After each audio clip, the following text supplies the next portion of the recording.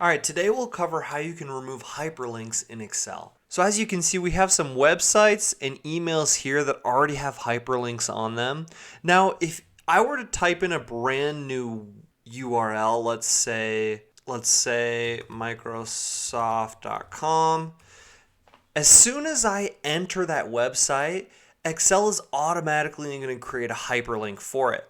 And Excel automatically does this with emails and websites. Now, there's a way that you can disable Excel from automatically hyperlinking things like that, but first we're going to talk about how you can remove a hyperlink from text or a cell within Excel.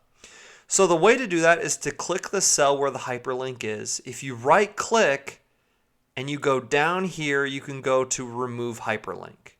And you'll notice that the hyperlink is now removed.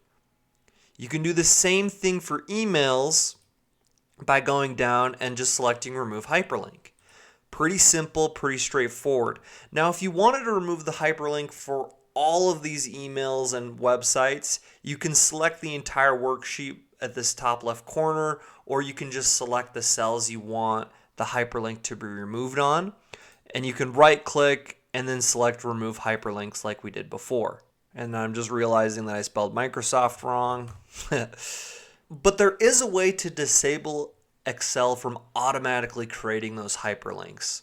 If you go to File, go down to Options, go over to Proofing, Autocorrect Options, go to Auto Format as you type, then unselect Internet and Network Paths with Hyperlinks. So unselect that and hit OK, and go ahead and hit OK.